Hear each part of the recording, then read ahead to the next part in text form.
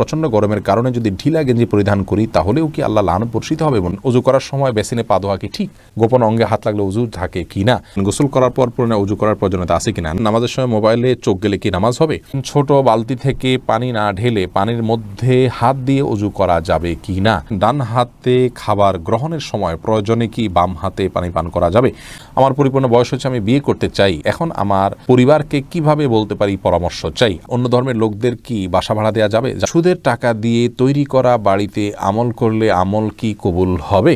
নখপালিশ লাগিয়ে নামাজ পড়লে নামাজ হবে কিনা? কারো থেকে ঋণ নিলে যার থেকে ঋণ নিয়েছি ওই ব্যক্তিকে পরবর্তীতে খুঁজে না পেলে করণীয় কি? কিবলার দিকে পা দিয়ে শোয়া যাবে কিনা? মহিলাদের ভাঙতি রোজা কি স্বামীর অনুমতি ছাড়া রাখা যাবে? মুয়াজ ইনসান আপনি জানতে চেয়েছেন, সুদের টাকা দিয়ে তৈরি করা বাড়িতে আমল করলে আমল কি কবুল হবে? সুদের টাকা দিয়ে তৈরি করা বাড়িতে যদি আমল করেন তাহলে আমল কবুল হবে না, বিষয়টি কিন্তু সেরকম নয়। ধরুন সুদের টাকা দিয়ে আরেকজন বাড়ি করেছেন, আপনি সেখানে আমল করেছেন, তো আপনার আমল কবুল হওয়ার সাথে ওইটার কোনো সম্পর্ক নেই। সালমা বেগম জানতে চেয়েছেন, মহিলাদের ভাঙতি রোজা কি স্বামীর অনুমতি ছাড়া রাখা যাবে? স্বামীর অনুমতি ছাড়া রাখা যাবে না।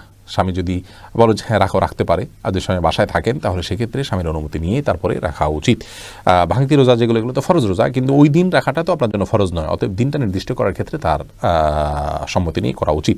কারজাই এর দিকে আপনি জানতে চেয়েছেন, কারো থেকে ঋণ নিলে যার থেকে ঋণ নিয়েছি ওই ব্যক্তিকে পরবর্তীতে খুঁজে না পেলে করণীয় কি? যদি কোনোভাবে খুঁজে পাওয়া না যায় এবং আশাও ছেড়ে দেন তাহলে সেক্ষেত্রে সেই ঋণের টাকা আপনি যে কোনো গরিব মানুষকে, অসহায় মানুষকে আপনি দান করে দিবেন বা কল্যাণমূলক খাতে দান করে দিবেন ওই ব্যক্তির তরফ থেকে, প্রাপকের তরফ থেকে, তাহলে আপনি দায়মুক্ত হবেন ইনশাআল্লাহ। এমডি ইফতিখার শুভ আপনি জানতে চেয়েছেন, নখপালিশ লাগিয়ে নামাজ পড়লে নামাজ হবে কিনা? নখপালিশ লাগিয়ে যদি আপনি অজু করেন তাহলে অজু হবে না, আর অজু না হলে নামাজ হবে না, অতএব বলতে পারেন নখপালিশ লাগিয়ে অজু করে নামাজ পড়লে নামাজ হবে না। কিন্তু যদি অজু অবস্থায় নখপালিশ লাগিয়ে আপনি নামাজ পড়েন অজু অবস্থায়, তাহলে ওই নামাজটা হবে। পরবর্তীতে আবার যখন নামাজের সময় হবে বা অজু ভাঙবে তখন আপনাকে নখপালিশ রিমুভ করে তারপর অজু করতে হবে, অন্যথায় এটি জায়েজ হবে না। মা বোনরা মাসিকের দিনগুলোতে নেল পালিশ ইউজ করতে পারেন, কোনো অসুবিধা নেই, যেহেতু তখন নামাজের অপশন তাদের নাই। কিন্তু পরবর্তীতে আবার নামাজ যখন শুরু হবে তার আগে তাদেরকে সেটি রিমুভ করে নিয়ে তারপর উজু করে নামাজ পড়তে হবে। মুসলিউদ্দিন হৃদয় জানতেছেন, পুরুষ ডাক্তার দ্বারা সিজার ডেলিভারি করানো যাবে, জায়েজ কিনা? যদি বিকল্প না থাকে তাহলে জায়েজ আছে, কিন্তু এটি আমাদের দেশের জন্য খুবই লজ্জাজনক একটি অধ্যায়। বাংলাদেশে এখন অহরহ ডেলিভারি করানো হয়, সিজার করানো হয় পুরুষ ডাক্তারের মাধ্যমে। শুধু বাংলাদেশে নয়, সৌদি আরবেও এটি আমি দেখেছি, কাছে থেকে জেনেছি যে পুরুষ ডাক্তাররা এই কাজগুলো করেন। এটি খুবই গর্হিত কাজ, খুবই গর্হিত কাজ। নারী ডাক্তারদেরকে উৎসাহিত করা উচিত এবং নারীদেরকে ডাক্তারি পড়ানো উচিত এবং এই কাজগুলো নারী ডাক্তারদের উপর ছাড়া উচিত। অন্যান্য সেক্টরে অনেক ডাক্তার চলে যাচ্ছেন, নারীরা গাইনিতে না গিয়ে অন্যান্য অনেক ডিপার্টমেন্টে চলে যাচ্ছেন, অথচ গাইনিতে পুরুষরা আসছেন। এটি মুসলিম কান্ট্রি বা মুসলিম সমাজের জন্য লজ্জা ছাড়ার কিছু নয়। একজন রোগী হিসাবে আমরা যদি অনন্যোপায় হই, অন্য কোনো বিকল্প ব্যবস্থা না থাকে, তাহলে আমাদের জন্য এটি জায়েজ রয়েছে। হোসেন আহমদ জানতে চেয়েছেন, আমার পরিপূর্ণ বয়স হচ্ছে, আমি বিয়ে করতে চাই, এখন আমার পরিবারকে কিভাবে বলতে পারি পরামর্শ চাই? আপনার বিয়ের বয়স হচ্ছে, আপনি নিজে না বলতে পারলে অন্য কারোর মাধ্যমে বলাবেন। এই জন্য তো গোটা পরিবারকে দিনের পথে আনার জন্য আগে চেষ্টা করতে হয়। তারা যখন দিন বুঝবেন তখন তাদের সব কিছু বোঝানো সম্ভব হবে কোরআন এবং হাদিসের আলোকে। আপনি নিজে না পারলে অন্য কারোর মাধ্যমে করবেন। আলমগীর হোসেন জানতেছেন, নামাজের সময় মোবাইলে চোখ গেলে কি নামাজ হবে? নামাজ হয়ে যাবে, কিন্তু এটি নামাজের মানকে অনেকখানি নিচে নামিয়ে দিবে।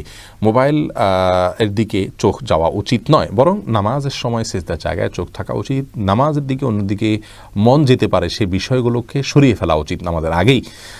মোবাইলকে এমন জায়গা রাখা উচিত নয়। নবী সাল্লাল্লাহু আলাইহি ওয়াসাল্লামকে একবার একটা কাপড় দেওয়া হলো নামাজ পড়ার জন্য, সেখানে কিছু চিত্র ইত্যাদি অঙ্কন করা ছিল, হয়তো গাছপালার চিত্র বা এরকম হালাল কোনো চিত্র ছিল।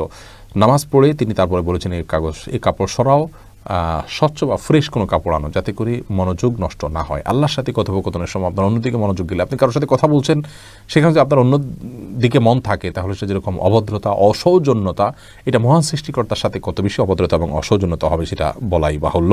এস আলম আপনি আইডি থেকে জানতে চেয়েছেন, গোপন অঙ্গে হাত লাগলে উজু থাকে কি না? আমাদের দেশের উলামায়ে কেরামের মতে, বাহানাই মতে উলামায়ে কেরামের মতে গোপন অঙ্গে হাত লাগলে উজু ভাঙবে না। তবে আরবিন স্কলাররা, সৌদি আরবের উলামায়ে কেরাম, তাদের মতে গোপন অঙ্গে হাত লাগলে উজু ভেঙে যাবে, যেহেতু আপনার একটি হাদিস রয়েছে যে মানমাসা জাকারাহু ফালিয়াতাওয়াদ্দা, এই জন্য তারা হাত লাগলে বলতে কাপড়ের উপর দিয়ে নয়, সরাসরি যদি কেউ স্পর্শ করে তারা ওটাকে ওযু ভঙ্গের কারণ হিসাবে উল্লেখ করেন। অতএব সেই জায়গা থেকে এটা ওযু ভঙ্গের কারণ তাদের মতে, আমাদের উলামায়ে মতে এটি ওযু ভঙ্গের কারণ। আপনি ফারজানা সুলতান, আপনি জানতেছেন কিবলার দিকে পা দিয়ে শোয়া যাবে কিনা। কিবলার দিকে পা দিয়ে শোয়ার ব্যাপারে কোনো হাদিসে নিষেধাজ্ঞা সরাসরি নাই, তারপরও ওইদিকে কেবলা রয়েছে, সেই জায়গা থেকে কেবলার প্রতি শ্রদ্ধার জায়গা থেকে কেউ যদি দিকে পা না দেন ভালো, কিন্তু এটাকে হারাম বলা বা নাজায়েজ বলা বা গুনাহের কারণ বলার কোনো সুযোগ নেই, যেহেতু কোন হাদিসে এই বিষয়ে কোনো নিষেধাজ্ঞা নেই। শিখা ইসলাম, আপনি জানতেছেন 3 পিস পরে নামাজ পড়ি, পা দেখা যায়, মোজা পরে নামাজ পড়লে কি হবে? পায়ের পাতা ঢাকতে হবে কিনা মেয়েদের নামাজের জন্য মধ্যে এটা নিয়ে মত পার্থক্য আছে। অনেক উলামায়ে কেরাম এটাকে শর্ত করেছেন। আমি ব্যক্তিগতভাবে এই মতটা চাইতে, যারা বলেন যে পায়ের পাতা, পাতা বলতে পায়ের পাতার তলের অংশ এটা ঢাকার শর্ত দিয়ে থাকেন, তাদের মতটাকে আমি সমর্থন করি না। পাতার উপরের অংশ, যেটা পাতার উপরের অংশ, সেটা ঢাকতে হবে কিনা অনেক উলামায়ে কেরাম বলেছেন সেটা ঢাকতে হবে, অনেকে বলেছেন শুধু গিরার নিচ পর্যন্ত থাকলেই হবে কাপড়, পাতা না ঢাকলেও চলবে।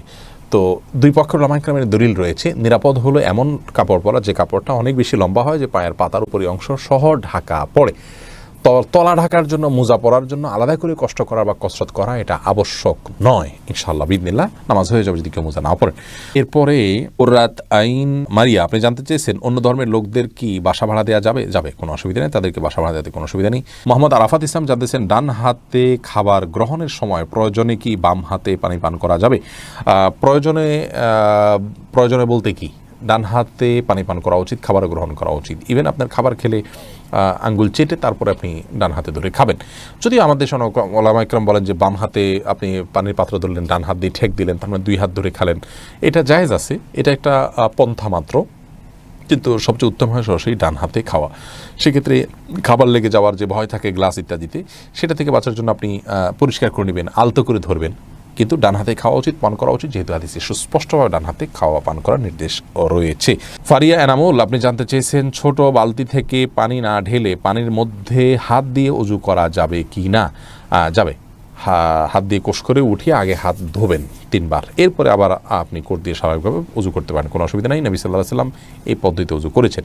হাসিবুল হোসেন জানতে চেয়েছেন গোসল করার পর পুনরায় ওযু করার প্রয়োজনীয়তা আছে কিনা? না, গোসল যদি সুন্নাহসম্মত করে থাকেন আলাদা ওযু করার কোনো প্রয়োজন নাই। 2 হাতের কবজি ধুয়ে, কুলি করে, নাকে পানি দিয়ে, মুখ ধুয়ে, হাত ধুয়ে, মাথা মাসে করে তারপরে গোসল শেষ করে আসার সময় পা ধুয়ে চলে আসবেন। এভাবে গোসল করলে আপনার আলাদা করে আর গোসল করার কোনো প্রয়োজন নেই। ওযুতে আপনার গোসলের শুরুতে ওযুর নিয়ত হয়ে যাচ্ছে। নিশান, আপনি জানতে চেয়েছেন ওযু করার সময় বেসিনে পা ধোয়া কি ঠিক?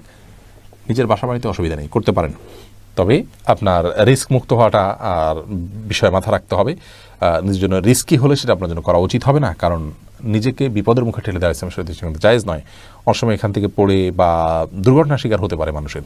যদি সেরকম না হয়, আপনি আশপাশে কিছু ধরে করতে পারেন, তাহলে এটা জায়েজ আছে, কিন্তু পাবলিক প্লেসে বা বাইরে এরকমটি করা অনুচিত, যেহেতু এটা দৃষ্টিকটু। অন্য ধরনের মানুষরা আছে যারা এই বেসিন ব্যবহার করবে, তারা দেখে হয়তো ইসলাম সম্পর্কে বাজে ধারণা নিবে, বা তাদের হক নষ্ট হতে পারে, বা আশপাশে পানি পড়ে ভিজে যাবে, জায়গাগুলো নষ্ট হবে।